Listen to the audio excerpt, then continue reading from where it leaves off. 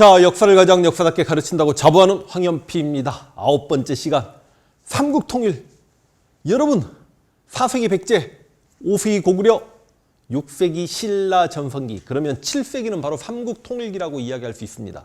여러분, 이쪽 파트를 제가 수험 한국사 강의할 때는 어지간한 비하인드 스토리까지 한 70분에서 80분 정도 소요를 하고, 그런데 제가 유튜브에서는 삼국통일 파트를 평균 20분짜리 영상으로 한 20개 가까이 촬영을 했으니 이게 400분짜리가 있습니다. 그러니까 정말 관심 있고 궁금하시면 여러분이 제 유튜브에서 내용을 자세히 찾아봐도 되는데, 저는 이게 주제 하나당 지금 15분 정도로 강의를 끝내야 되니 제가 진짜 중요한 내용을 간추려서 시험 출제되었을 때 우리 한능검에서 여러분이 틀리지 않도록만 강의할 수 있도록 하겠습니다. 재밌는 이야기 정말 해드리고 싶음에도 불구하고 꾹 참겠습니다. 도리가 없습니다. 자, 삼국통일 파트 갈 수 있도록 합니다. 여러분, 고구려는 4세기 왕들 생각해 보세요. 너무 중요하니까. 미천, 고구건왕, 소수리망, 4에서 5세기 넘어갈 때 광개토대왕, 5세기가 장수왕인데 6세기 왕들은 여러분이 몰라도 되는 왕들이에요. 안장, 안원, 양원, 평원, 자막으로도 내보내지 않겠습니다. 근데 평강왕이 있었는데 그 평강왕의 딸이 평강공주였고 어찌어찌해서 평강공주랑 결혼했던 온달이 있었는데, 평강왕이 죽고 평강왕의 아들 영양왕이 왕이 되면 평강공주는 영양왕의 누이니까 온달은 영양왕의 처남이네. 어찌 되었든지 간에 당시 최고 장군이었던 온달이 영양왕에게 부탁을 합니다. 나를 대장군으로 삼아 신라를 공격할 수 있도록 해달라. 우리 고구려의 옛 잃어버린 중령 이북의 땅을 되찾아오겠다. 무슨 말이냐면 6세기경에 진흥왕이 백제 성왕과 손을 잡고 한강 상류를 차지하죠. 이 한강 상류는 원래 전통적으로 고구려 땅이었거든. 이 중령 이북의 땅을 되찾아오겠다라고 했다가 온달이 전사합니다. 그래서 590년에 온달의 신라 공격부터 출발할게요. 자, 하나만 더. 제가 정근대사, 조선시대까지는 연도를 강조하지 않습니다. 대신 어떤 나라가 언제 몇 년에 건국되었고 몇 년에 멸망했다 정도까지만 알고 계셔도 충분합니다. 근현대사 가서는 제가 연도를 강조할게요. 대신 이 정근대사 쪽에서는 삼국통일 과정과 후삼국통일 과정만 여러분이 연도를 좀 암기해 주시면 됩니다. 온달이 신라를 공격하려고 했다가 전사당했다. 590년에. 그럼 이때 신라 왕은 누구냐? 진평왕입니다. 여러분, 6세기 신라 너무 왕들 중요하죠. 지증, 법흥, 진흥. 그리고 진지왕이 너무 진지해서 화백에서 쫓겨났고 6에서 7세기 넘어갈 때 약 50년간 왕을 했던 왕이 진평왕인데, 이 진평왕이 너무 고구려에게 시달리니 당시 유명한 승려 원광법사, 훗날 사회사에서 화랑도의 세속오개로 유명한 원광법사에게, 야, 지금 중국 대륙을 위진남북조를 수나라가 통일했으니 그 수나라에게 군대를 구걸하는 글을 쓰거라. 그러니까 원광법사가 수나라에 걸사표를 써가지고요, 이 걸사표를 받아든 게 수양제고, 수양제가 113만을 몰고 고구려를 침략해오니 이게 바로 살수대첩입니다. 역시 영양왕 때 612년이고 이 살수대첩에서 을지문덕이 잘 막아내죠. 물론 여러분, 살수대첩은 수양제가 침략하고 수양제 이전에 수문제가 먼저 30만 대군을 몰고 쳐들어오고 이런 이야기는 다 생략하겠습니다. 그래서 어찌되었든지 간에 살수대첩을 막아냄으로 인해 고구려가 민족의 방파제적 역할을 하는 거고, 이 살수대첩에서 실패하고 난 다음에 수나라는 금방 무너지게 되는 거고, 그 다음 당나라가 등장해요. 당나라 2대 왕제, 그 유명한 당태종 이세민이 다시 고구려를 공격했다가 안시성에서 양만춘에게 패배합니다. 이걸 우리가 안시성 전투라고 하는데 이게 645년이에요. 자, 일단 7세기에 수나라, 당나라와 고구려가 전쟁하고 있었다. 그런데 남쪽에서는 백제와 신라가 사이가 좋지 않습니다. 여러분, 백제 왕들은 4세기 근초고왕, 5세기 고구려 장수왕에게 많이 밀려가지고 비유왕은 신라와 낮의 동맹, 계로왕은 장수왕에게 잡혀 죽고, 나중에 웅진으로 가가지고 동성왕은 신라와 결혼동맹하고 6세기 넘어가서 무령왕과 성왕이 있었는데, 지금 삼국통일기의 7세기 상황이니까 7세기 백제왕은 원래 약 7세기 40여 년간 무왕이라는 왕이 있습니다. 원래 무왕이 참 중요한 왕인데, 그리고 이제 후반 20년 6세기 중엽에 약 20년, 백제 후반 20년 동안에 의자왕이 있어요. 의자왕은 초반엔 정치를 잘합니다. 신라를 공격해서 대야성에 신라 성주 김풍석과 그 부인 고타서를 죽입니다. 이 고타서가 김춘추 딸이야. 그래서 의자왕 때 백제 윤충 장군이 대야성을 공격하는 등 대야성을 점령당하니까 신라는 위기입니다. 이 상황에 자신 딸의 원수를 갖고자 김춘추가 자기 딸의 원수를 갖고자 고구려를 건너가서 군대를 동원하려고 했다가 실패해서 감옥에 갇히고 일본까지 건너가서 한편 먹으려고 했으나 일본은 원래 백제랑 친했기 때문에 실패하고 돌아와서 정치적으로 코너에 몰렸는데 당태종 이세민이 고구려 공격에서 실패했기 때문에 내가 그러면 당나라와 동맹을 맺고 오겠다. 와! 김춘추가 당태종 이세민을 만나게 되면서 648년에 나당 동맹이 체결되게 됩니다. 그래서 이 나당 동맹이 체결돼서 고구려를 계속 공격하는데 고구려가 멸망당하지 않으니까 아이디어를 내죠. 그리고 마침 또 김춘추는 김유신의 도움을 받고 신라에서 왕이 되었습니다. 신라 태종 무열왕이죠. 그리고 당나라 황제는 당태종 이세민의 아들 당고종입니다. 그래서 신라 김춘추 태종 무열왕이 당고종에게 내가 옛날 너희 아버지 당태종 이세민에게 찾아가서 무릎을 꿇고 고개를 숙였던 그랬던 내가 신라 왕이 됐으니 이제 다시 우리가 손잡고 백제를 공격하자. 백제를 먼저 멸망시키자. 그래서 당나라 서정방이 10만 병력과 함께 백제를 공격하고 김유신이 5만 병력으로 백제를 공격하면서 개백이 그 김유신을 막으려다가 황산벌에서 패배하게 되면서 660년에 백제가 멸망하게 됩니다. 지금 아주 중요한 삼국통일 과정 선후관계를 먼저 잡자는 겁니다. 시험만 맞자고요. 지금 제 컨셉은 여러분들에게 다양한 역사적 사고력, 생각하는 능력, 그 다음 여러 인물에 대한 고찰, 그 다음 인물에 대한 해부 이런 거 포기하고 한능검 출제되었을 때 그 문제를 맞춰서 빨리 심화 1급, 2급을 찍어내자는 강의를 하고 있다는 걸 좀 이해해 주시면 좋겠습니다. 660년에 백제가 멸망합니다. 그리고 668년에 고구려를 멸망시킵니다. 그런데 자 이제 순서 잡히죠. 온달에 신라 공격, 살수대첩, 안시성 전투, 나당 동맹, 그리고 백제 멸망, 고구려 멸망. 그런데 당나라가 백제와 고구려와 신라까지 직접 지배하려고 백제에는 웅진도독부, 고구려에는 안동도부, 신라에는 계림도독부를 설치하니 신라 입장에서는 고구려와 백제 유민과 손을 잡고 당나라의 삼국지배 야욕을 막아내야 될 거 아닙니까? 그래서 675년과 6년에 매소성과 기볼포에서 신라가 당나라에게 승리하면서 676년에 삼국통일이 완성되었습니다. 이 과정. 그러면 지금 삼국통일 과정은 다 공부된 거예요.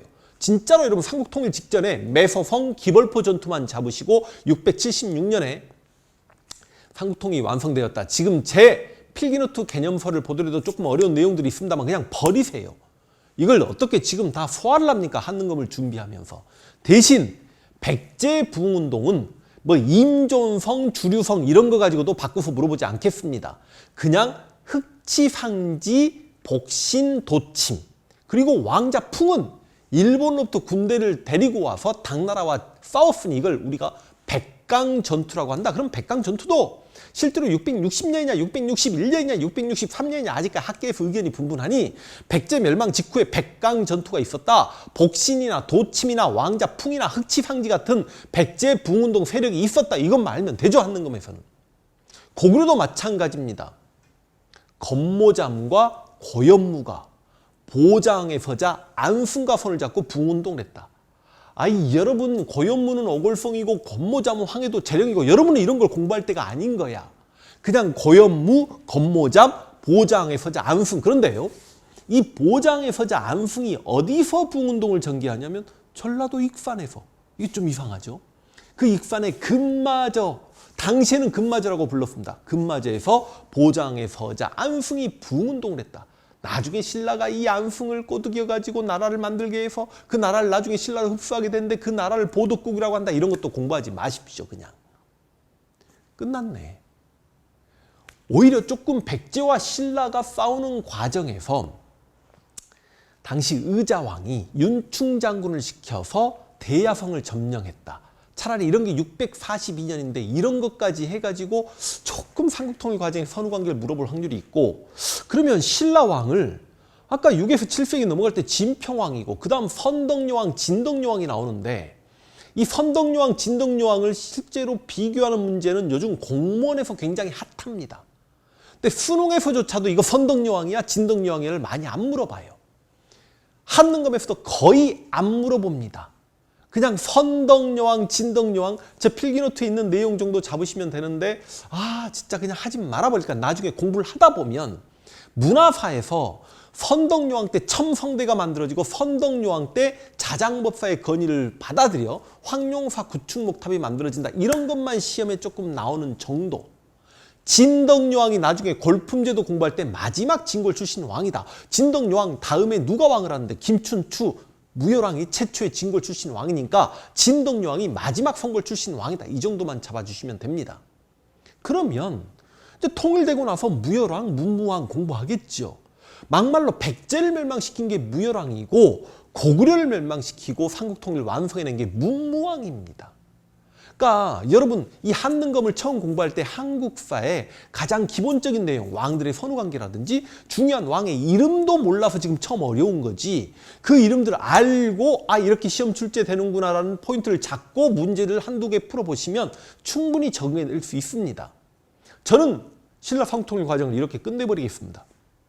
온달에 신라 공격, 수나라가 고구려를 침략해 살수대첩, 을지문덕, 그리고 당나라가 또 고구려를 침략해 안시성 전투, 맞죠? 그리고 당나라와 신라의 나당 동맹. 그런데 고구려상을 조금만 더 들어가 보자면 영계소문 이야기 같은 경우도 시험에 출제될 수가 있죠.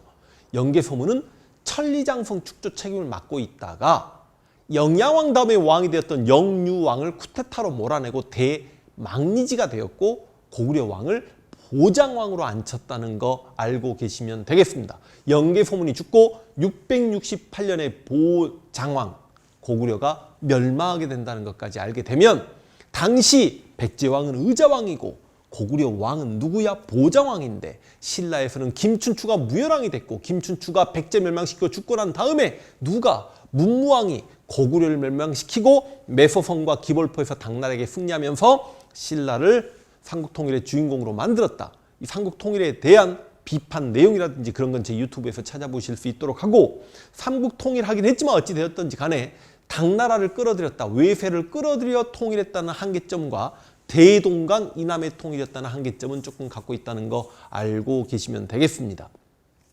선후관계 잡다가 다시 옆으로 조금 빠졌는데 온달의 신라 공격, 그 다음 살수대첩, 안시성 전투, 나당 동맹, 백제 멸망, 고구려 멸망, 매소성 기볼포 전투, 신라의 삼국통일 문제 풀겠습니다. 자, 역사를 가장 역사답게 가르친다고 자부하는 황연필입니다. 고구려, 백제, 신라를 공부하면서 4세기는 근초고왕 때 백제 전성기, 5세기는 장수왕 때 고구려 전성기, 6세기는 신라, 진흥왕 때 전성기였다. 그리고 7세기는 삼국통일기였습니다. 삼국통일 과정 선후관계 문제가 물론 보기자료에 어떤 사건을 풀어서 설명하고 나서 가와 나 사이에 들어갈 사건을 골라라 이렇게 문제가 출제되긴 할 겁니다만, 일단 모든 내용의 비하인드 스토리까지 다 여러분이 소화할 수는 없기 때문에 이 강의 컨셉상 저는 이렇게 앞 시간에 주요 사건들 선후관계를 정리하라고 말씀을 드렸습니다. 이제 8, 9세기 가는데 8세기, 9세기에는 남쪽에 신라가 있고 북쪽에 발해가 있습니다. 이걸 우리는 남북국 시대라고 이야기하는데 오늘은 통일 신라 먼저 이야기할 수 있도록 하겠습니다. 지금 제 교재 표를 보시면 신라 시대 구분 표가 있겠습니다만 삼국사기에서는 왕의 핏줄이 어떻게 되냐, 혈통이 어떻게 되냐에 따라서 상대, 중대, 하대, 삼국유사에서는 지배자 칭호가 어떻게 되냐, 그래서 상고, 중고, 하고가 있는데 일단 삼국유사의 지배자 칭호에 의한 시기 구분은 중고만 물어봅니다. 중고만 체크하세요. 이 중고시기 법흥왕 때부터 불교식 왕명이 사용되었다 기출된 바 있을 겁니다. 그래서 막말로 법흥왕 업적이 하나 더 추가되긴 합니다만 그냥 중고의 불교식 왕명 이렇게 가시고, 여러분은 삼국사기만 제대로 이해하시면 되는데 상대는 성골이 왕을 했던 시기입니다. 근데 중대와 하대 진골 귀족들이 왕을 해요.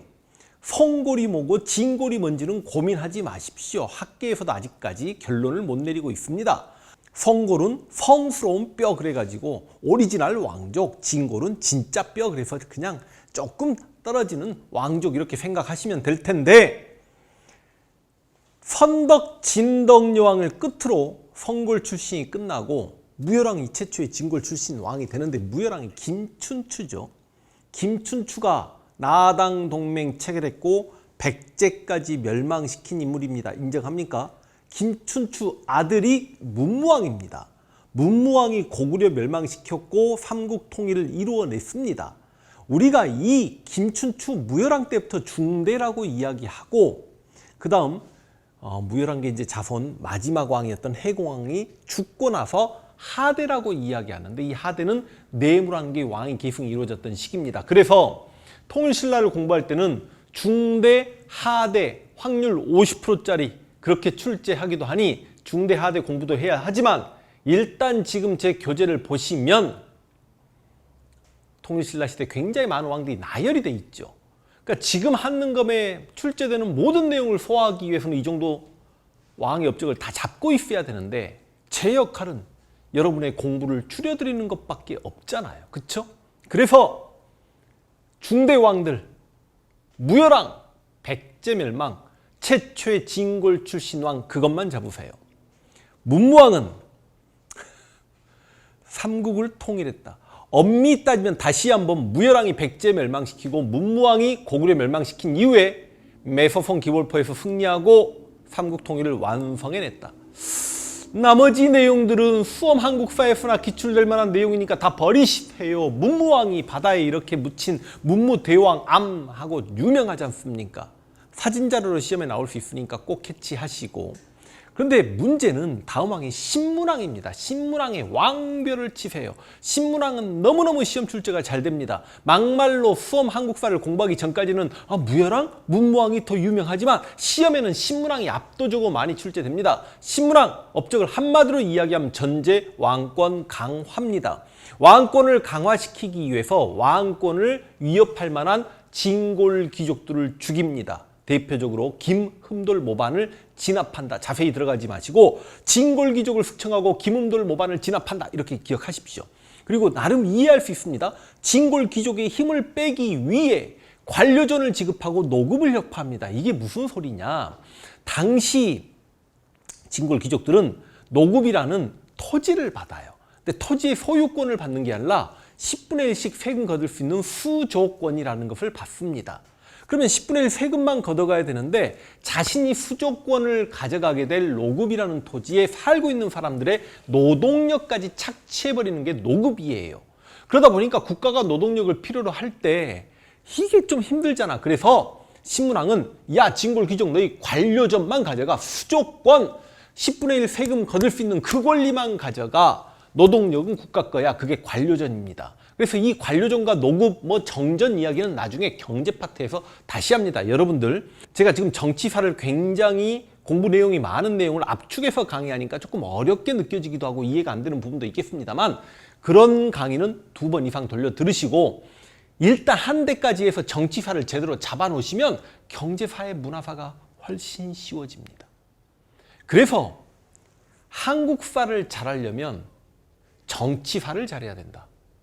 한국사 고득점을 막기 위해서는 경제, 사회, 문화사를 잘해야 된다. 젠장 그러면 다 잘해야 된다는 건데 그만큼 정치사가 중요합니다. 여러분 다시 진골 귀족 숙청하면서 김돌 모반을 신문왕이 진압했고 관료전을 지급하고 노급을 혁파합니다. 통일신라의 국립대학을 만듭니다. 그 국립대학 이름이 국학입니다. 질문 들어갑니다. 고구려 소수림왕 때 국립대학 이름 뭐야? 소림사를 불태율하고 바로 나와야 될 거 아닙니까? 태학이죠. 고구려는 국학을 설립합니다. 왕실의 번영을 비는 만파식적이라는 피리를 만듭니다. 이 피리를 불면 신라를 쳐들어오던 적병이 물러가고 가뭄에는 이 피리를 불면 비가 와. 말도 안 되는 피리야. 이해되세요?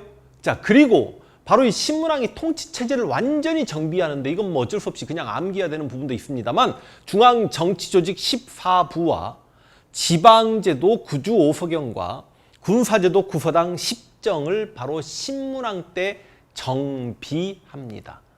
그리고 이 신문왕이 탑도 하나 만드는데, 자기 아버지 문무왕을 위해서 가문사지 석탑을 만들어 주는데, 이건 또 문화사 가서 탑에서 또 만날 겁니다. 신문왕 업적 많죠. 뭐 달구벌로 천도하려고 했다, 설총이 화한계를 바쳤다, 이런 것들은 조금 어려운 내용이니까 제가 강조한 것 중심으로 신문왕 잡으시고, 그럼 무열, 문무, 신문왕 나오고, 그 다음 시험에 나오지 않는 효소왕이 나올 거고, 그 다음 성덕왕이 나올 텐데, 성덕왕 때 정전지급은 경제사 가서도 암기해서 해도 됩니다만 여기서 미리 잡아놓으세요. 정전이 뭐냐면 통일신라 시대의 정전은 사유지입니다. 그러니까 일반 개인이 사유지를 소유하고 있었다는 걸 보여주는 대표적인 사례가 성덕왕 때 정전 지급인데, 성덕왕이 정전을 지급함으로 인해 국가가 농민들의 사유지를 파악하고 제대로 세금을 걷게 되면서 일반 귀족들이 농민들의 토지를 빼앗는 걸 겸병한다라고 하거든요. 그걸 막아요. 그래서 자영농을 보호하면서 국가 재정을 확보시켜 나가는 게 성덕왕입니다. 그 다음 경덕왕이 나옵니다. 여러분, 경덕왕 때는 노급 부활만 잡으십시오. 나중에 문화사 가면 이 경덕왕 때 석굴암도 만들어지고 이 경덕왕 때 불국사도 만들어집니다만, 노급이 언제 폐지됐는데, 신문왕 때 폐지됐는데 경덕왕 때 부활됐다고. 그리고 다음 왕이 해공왕인데, 해공왕 때 여러분 막 96 각간의 난, 김지정의 난, 이런 것들은 여러분에게 시험 출제 물론 보기 자료에 나올 수 있어요. 해공왕이 피살당하면서 무열왕계는 끊깁니다. 그리고 이제 여러분 너무 어렵죠. 저 앞에 선덕요왕과 이름이 비슷한 선덕왕이 나올 거고, 그 다음 원성왕이 나오는데, 이 원성왕 때 독서 3분과는 진짜 시험에 잘 나옵니다. 독서 3분과는 통신라 하대입니다. 무열왕계가 끊기고 내물왕계가 왕을 하는 시기를 하대라고 해요. 그래서 원성왕의 독서 3분과, 독서 3분과가 뭔지는 나중에 공부하자고요. 문화사에서 중요하게 합니다. 그리고 이제 수망사 공부하면 막 헌덕왕, 흥덕왕, 뭐 신무왕, 문성왕, 이런 왕들을 공부하는데 미쳤습니까? 지금 우리가 이런 왕들을 어떻게 알아요? 하지 마세요. 여러분은 누구만 잡냐면 통신라 말기에 진성여왕만 잡으십시오. 아, 진성여왕 시험에 잘 나오네. 그럼 통신라 하대왕은 그냥 진성여왕. 이 진성여왕 때 정치가 엉망입니다. 거의 완전 9세기 말인데, 여기저기 도적들이 날뛰는데 원종 애노의 난 너무너무 시험에 잘 나옵니다. 100번 나왔습니다. 아예 어쩔 수 없습니다. 원종 애노가 누군지 몰라도 그 농민들이 반란을 일으켰구나. 그리고 이때 채치원이 개혁하자고 시무 10조를 올렸으나 받아들여지지 않았다는 것도 좀 알고 계시고, 향가 모음집 3대목도 만들어졌다. 알고 계시고, 그 다음에 이제 여러분 10세기 넘어가가지고요, 그 포석정에서 술 처먹고 있다가 견훤에게 죽었다는 경애왕, 그리고 나라를 왕건에게 들어바치는 경순왕, 이렇게 가겠습니다. 그래서 왕은 신문왕이 가장 중요하고, 간혹 가다가 선지로 성덕왕이나 경덕왕 혹은 제일 앞에 무열 문무왕 정도가 나올 수 있다. 그것 좀 잡아주시고, 하대왕은 원성왕 독서 3분과 선택지로 많이 출제가 될 거고, 진성여왕은 단독 문제 정답으로 출제가 됩니다. 중대 대표왕, 신문왕, 하대 대표왕, 진성여왕만 잡으시고 중대 하대 비교할 수 있도록 하겠습니다. 확률은 50%입니다. 중대는 무열왕, 김춘추의 자손들이 왕을 하고요. 하대는 다시 저 앞에 4세기 내물왕 기억나십니까? 그 내물왕의 자손들이 왕을 한다라고 해서 내물왕의 왕이 계속 이루어지는데, 중대는 왕권이 강해요. 그래서 중대 전제 왕권기라고 이야기하는데, 하대에는요 155년 동안에 20명의 왕이 등장합니다. 그럼 왕 한 명당 왕을 10년도 못 해먹는 거죠. 155년 동안에 20명의 왕이 등장했기 때문에 그만큼 내물왕 진골 귀족들의 왕위 쟁탈전이 치열하게 전개됐다는 것이고, 중대는 집사부 시중의 힘이 화백의 의장 상대 등보다 강합니다. 여러분, 집사부라는 게 신라의 가장 높은 부서 정치기구고, 거기에 시중이 신라의 총리입니다. 그러니까 이 시중은 왕의 명령을 받드는 총리고, 화백의 의장이 상대 등이죠. 근데 상대 등의 힘이 강하면 왕권이 미약해집니다. 그래서 중대는 시중의 힘이 더 강하고, 하대는 상대 등의 힘이 더 강합니다. 이해됩니까? 여러분, 중대에는 육두품의 사회적 진출이 활기를 띱니다. 신분제도에서 공부하겠습니다만 육두품은 진골 귀족이 못 되는 육두품은 학문 실력이 뛰어나고 그래서 신문학 때랑 중앙정계에 제대로 진출을 했습니다만 하대에는 반신라적 성향을 띠게 됩니다. 왜? 폐쇄적인 신분제도, 골품제도에 불만을 갖게 되거든. 됐나요? 그리고 여러분 신문학 공부했죠? 통일신라 중대에는 국립대학 국학이 만들어졌어요. 통일신라 중대에는 만파식적이라는 피리가 만들어졌어요. 다 맞는 거죠. 가문사지 석탑이 만들어졌어요. 맞는 거죠. 왜? 신문학의 업적은 전부 중대니까. 중대는 관료정이 지급되고 노급이 혁파되었어요. 물론 중대가 끝나기 전에 경도광 때 노급이 부활되었어요. 다 중대입니다. 그리고 여러분 불교사에서 분명히 공부하겠습니다만 교종불교라는 게 있고 선종불교라는 게 있습니다. 교종은 가르칠 교, 그래서 공부하는 종교입니다. 선종은 참선할 때 선자, 깨우침, 수양 이런 걸 중시하는 종교인데 통일신라 중대는 교종 5개 종교가 잘 나갑니다. 이 5개 종교를 암기할 필요는 없을 것 같고요. 교종 5교가 잘 나가고 하대는 선종 관련 9개의 큰 절이 유행하는데 이걸 선종구산이라고 합니다. 다시 중대는 교종 불교가 잘 나가고 통일신라 말기인 하대에는 선종 불교가 잘 나가는데 여러분 통일신라 중대의 교종 불교는 귀족 불교고 왕족 불교여서 이 귀족이나 왕족들이 여기저기 절도 만들고 탑도 만들고 불상도 만들어서 바로 이 교종 불교와 더불어서 조형미술이 발달했다라고 이야기하는데 탑은 중대에 많이 만들어집니다. 교종 불교와 관련된 거고요. 진짜 시험에 잘 나오는 이야기합니다. 통일신라 하대는 선종 불교와 관련해서 승탑이라는 게 만들어져요. 이 승탑이 부도라고도 하는데 승려들의 사리를 모아놓는 탑을 승탑이라고 합니다. 승탑이 통일신라 말기 시대에 만들어진다는 걸 모르면 진짜 큰일 납니다. 어떤 승탑이 있는지는 문화사 가서 공부하시면 되겠네. 그리고 여러분 통일신라 하대에는 호족이 등장합니다. 아니 신라 혼란기에 스스로 성주라고 칭하고 성을 쌓고 주민들에게 세금까지 걷고 사병이 있었던 호족들이 등장합니다. 여러분 이 호족들이 이중적 착취를 하죠. 무슨 말이냐? 당시 백성들은 국가에게도 세금 내고 호족에게도 세금 내니까 이중적 착취에 시달려서 바로 그 시기에 원종 애노에난이 통일신라 말기 하대에 일어납니다. 통일신라 말기 9세기경에 여러분 장보고도 등장합니다. 해상 세력.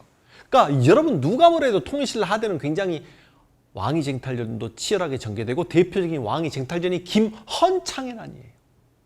다시 김흠돌 모반 사건을 진압했던 건 신문왕의 중대고 하대 김헌창의 난 이런 것들은 통일신라 하대다. 내문왕계 진골 귀족대의 왕이 쟁탈전이다. 원래 김헌창은 무열왕계인데 그런 건 여러분 모르셔도 되니까. 됐나요? 그래서 여러분 통일신라 하대 보면 왕위 쟁탈전도 치열하게 전개돼 호족도 등장해. 그 다음에 해상 세력 장보고도 등장해. 육두품들은 골품제도 때문에 막 시발시발 하고 있어. 그러다 보니 농민 반란까지 일어났어. 굉장히 힘든 시기 아닙니까? 마침 또 이때 풍수지휘 사상이 들어와가지고 다시 풍수지휘 사상은 통일신라 말기에 들어옵니다. 도선이라는 승려에 의해 들어오는데 도선이라는 승려가 뭐라고 하냐면 내가 봤을 때 경주는 왕의 기운이 다 되었다. 내 눈에 새롭게 왕의 기운이 서려있는 도시가 보인다라고 해버린 거예요. 그래서 신라 정부 특히 경주의 권위가 땅에 추락하면서 각 지역의 호족들이 더욱더 자신감을 갖게 되고 이 호족들이 새로운 세상을 개창할 때 반신라적 성향을 띠고 있는 육두품들이 호족들의 정치적 조언자 역할을 하고 이 호족들의 사상적 기반을 제공했던 게 바로 불교 선종과 풍수지휘 사상 이런 것들이 어우러져서 고려가 만들어진다는 말씀 드리겠습니다. 통일신라 중대 하대 확률 50%. 이딴 거 틀리면 안 되겠죠. 자, 그리고 이제 통치체제 갑니다. 여러분, 신라 통치체제는 중앙정치조직 14부인데 신문왕 때 예작부 설치와 함께 완성되었다. 예작부란 것도 어렵잖아요. 신문왕이 14부를 정비하였다 이런 문장 나오면 무조건 맞는 거고. 왜? 중앙정치조직 14부 신문왕입니다. 지방제도 구주 오소경 신문왕입니다. 그런데 구주 오소경은 조금 자세히 갑시다. 구주에는 도독이 파견되고 오소경에는 사신이 파견된다. 이거는 원래 옛날 수능에서부터 굉장히 암기를 요하는 내용으로 많이 출제됐는데 도독과 사신의 단어를 바꿉니다. 그러니까 전국을 9개 주로 나눴고 오소경이라고 해서 5개 도시가 만들어졌는데 그 5개 주요 도시를 설치한 목적은 이유는 뭐냐면 수도가 너무 한쪽으로 치우쳐져 있었기 때문에 수도의 편제성 보완, 경주가 너무 한쪽으로 치우쳐져 있었기 때문에 그리고 지방 문화 발전을 꾀하고 고구려 백제 귀족들을 감시하는 그런 역할을 하기 위해서 오fo경을 만드는데 오fo경 중에 여러분 딱 두 개만 기억하세요. 중원경이 충주고 서원경이 청주다. 중원경 그러니까 모음 따라가서 충주고 서원경 그래서 청주다. 이것만 좀 기억하시면 되겠습니다. 진짜 여러분 이렇게 가시고 구주 오fo경 했습니다. 그 다음 군사제도가 구서당 10정입니다. 중앙군이 구서당이에요. 일단 여러분 한국사 공부할 땐 기본적인 암기를 해야 됩니다. 중앙군이 구서당, 지방군이 10정. 그런데 잘 생각해봐. 전국을 구주로 나눴는데 구서당. 구주하고 구서당은 하등에 상관이 없습니다. 통일신라 전체를 9개 주로 나눴는데 중앙군이 구서당이면 중앙군은 수도인 경주에 있는 왕의 친위부대라고 생각하시면 되고 수도를 경비하는 군대가 구서당이죠. 근데 전국을 9개 주로 나눴는데 왜 10개의 정이 있냐고. 왜냐하면 발해랑 국경을 막대는 넓은 한주라는 주에는 2개의 정이 있었다. 군사제도 구서당 10정인데 한주, 북쪽의 한주라는 주에 2개의 정이 있었기 때문에 지방군이 10정이었다. 이렇게까지만 공부하시고 그래도 지금 20분 가까이 갑니다. 통치체제까지 통일신라 마무리 이렇게 짓고 문제 풀어볼 수 있도록 하겠습니다. 자, 역사를 가장 역사답게 가르친다고 자부하는 황연필입니다. 이 시간 시험 굉장히 많이 출제되는 발해해야만 합니다. 여러분 지난 시간에 통일신라 공부했습니다. 다시 한번 해볼까요? 4세기 백제, 5세기 고구려, 6세기 신라 왕들 잡을 수 있나? 백제 근초고왕, 5세기 고구려의 장수왕, 6세기 신라의 진흥왕, 7세기가 삼국통일기, 8, 9세기가 남북국 시대인데 이 남북국이란 표현은 조선 후기 정조 때 유득공이라는 사람이 발해고에서 남쪽에 신라가 있고 북쪽에 발해가 대립하고 있는 형세를 남북국 시대라고 했습니다. 남쪽에 신라를 봤잖아요. 통일신라. 중대와 하대를 공부했잖아. 그럼 이제 발해를 공부해야죠. 발해 들어갑니다. 발해는 4명의 왕이 자주 언급될 텐데 일단 건국자 대조영, 뭐 드라마로도 난리가 아니었습니다만 대조영은 고구려 유민인데 고구려 유민과 다수의 말갈족과 함께 당나라를 탈출해서 동모산에서 건국했다. 고구려가 668년에 멸망했는데 고구려 멸망한 지 정확히 30년 후인 698년에 발해가 건국되었다. 그걸로 끝! 더 이상 대조영 가지고 어렵게 시험 출제하지는 않을 겁니다. 근데 발해 왕 중에 시험에 굉장히 많이 출제되는 왕이 무왕, 문왕, 선왕인데 이 세 왕만 비교하면 됩니다. 그러니까 이 세 왕의 업적을 비교해서 물어보면 조금 어려운 문제고요. 아니면 보기자료 주어졌을 때 보기자료가 발해이다라고 캐치를 하고 선지에서 발해 체크하면 문제가 맞기도 합니다. 무왕은 싸움을 잘하니까 무왕이다라고 생각하십시오. 당과 대결합니다. 당과 대결하는 과정에서 장문휴라는 장군을 시켜서 당나라 산둥반도를 선제 공격한다. 이거 시험에 100번 나왔습니다. 한능검에서만은 100번 나오기 힘들었겠다. 여기저기 수능이나 공무원 시험이나 내신 시험 문제까지는 한 1000문제, 10,000문제 기출되었을 겁니다. 그만큼 당과 대결하는 과정에서 당나라를 견제하기 위해 북쪽에 있는 돌골과 친선했고 신라를 견제하기 위해 일본과 친선 관계를 시작했던 왕이 무왕인데 조금 더 들어가면 무왕이 북만주 일대를 장악했다. 이런 내용까지 기출될 수 있습니다. 발해 3대 왕이 문왕인데 이 왕이 시험에 가장 많이 출제됩니다. 근데 업적이 너무 많아요. 문왕은 당과 교류를 시작해서 문왕 이렇게 생각하셔도 됩니다. 당으로부터 중앙 정치조직 삼성육부를 수용하기도 하고 또 당의 유학생을 파견하기도 하고 그리고 국립대학인 주자감을 만듭니다. 고구려 국립대학 소수리망의 태학, 통일신라의 국립대학, 신문왕의 국학, 발해 국립대학, 발해 문왕의 주자감 시험에 모두들 많이 출제됩니다. 그리고 이 문왕은 신라와도 조금 교류하려고 신라도라는 길을 만들었습니다. 이것 꼭 알고 계시고요. 그리고 발해 문왕 때 수도를 이동합니다. 그러니까 발해 수도 이동을 자세히 공부하는 건 수험한국사에서나 공부하는 거죠. 원래 발해 수도가 동모산이었다가 중경으로 천도하는데 중경으로 천도했던 건 무왕설도 있고 문왕설도 있고 시험에 안 나올 겁니다. 그런데 중경에서 상경 천도했던 게 바로 발해 문왕입니다. 아니 물론 문왕이 50몇 년 통치하는 과정에 죽기 직전에 일본과의 관계를 고려해서 동쪽으로 동경으로 천도하기도 하는데 이런 것도 시험에 잘 안 나와요. 그냥 상경천도, 중경에서 상경으로 천도했고 이 상경에 당나라 장안성을 본따서 주작대로 만들었다. 이것만 문왕의 업적으로 주구장창 시험에 출제됨을 유념하세요. 그리고 여러분 발해의 왕을 황상이라고 치겠네 이런 거는 뭐 빼버릴게요. 발해를 뭐 천손이라고 했다 이런 것도 제가 말로만 이야기하고 시험에 좀 어렵잖아요. 그래서 여러분 무왕과 문왕이 거의 발해 8세기입니다. 그리고 9세기 넘어가자마자 선왕이 나오는데 선왕은 요동을 확보합니다. 우리 역사를 통틀어서 요동을 점령했던 두 명의 인물, 고구려 광개토대왕 기억납니까? 후연을 공격하고 요동을 확보했다. 발해 선왕이 요동을 확보합니다. 바로 요동을 확보하게 되면서 발해의 최대 전성기죠. 그래서 당시 바로 이 발해 선왕 때 당나라로부터 해동성국이라는 칭호를 받았습니다. 요동을 확보해서 최대 전성기였고 해동성국 칭호를 받았다. 연결시키십시오. 그리고 발해 지방제도 이렇게 지도를 보시면 요동까지 우리 땅이잖아. 요동까지 우리 땅으로 만들어 놓고 지방제도를 정비합니다. 그게 5경 15부 62주입니다.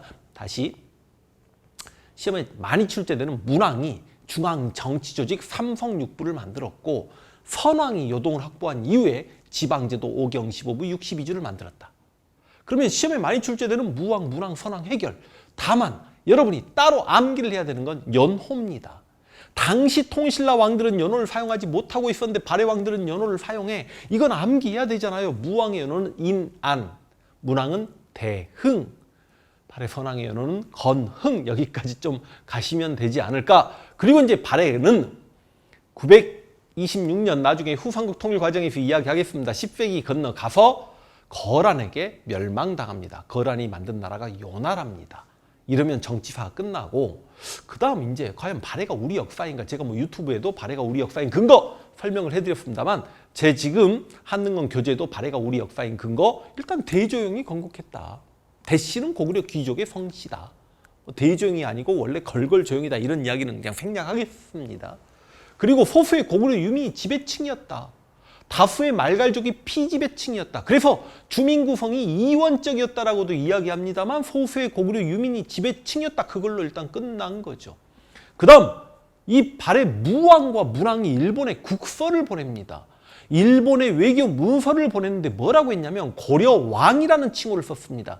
이 고려왕은 고구려 왕을 뜻하는 거고 그만큼 발해가 고구려 계승국임을 자처하는 거죠. 그리고 유득공이 발해에 고해서 남북국이라는 표현을 썼다. 아주 발해가 우리 역사인 근거는 기본적인 내용만 물어볼 겁니다. 그래서 내가 말씀드린 내용만 잡으시고 더 많은 내용이 있으면 한번 읽어만 보시면 될 듯. 그리고 발해 외교는 지금 책 순서대로 제가 강의를 해나가고 있습니다만 방금 다 해버렸잖아. 여러분 기본적으로 신라와는 안 친해요. 그렇지만 문왕 때 신라들을 통해서 교류했다. 돌골과는 친합니다. 당을 견제하려고. 일본과도 아주 친합니다. 왜 친할까요? 신라 견제하려고. 그래서 여러분 발해에서 일본으로 건너가는 바닷길을 일본도라고 합니다.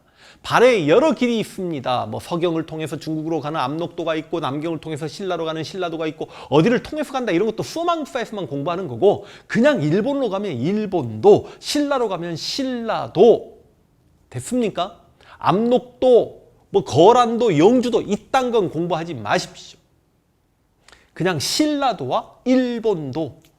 일본으로 건너가는 그 백길 탐사하려고 발해 뗏목 탐사단 만들어졌다가 동해바다에서 다 이렇게 행방불명되시고 그런 슬픈 일도 옛날 해양사학자와 역사학자분들이 그런 일들을 하시다가 돌아가시기도 하고 그랬답니다. 일본도 기억나죠.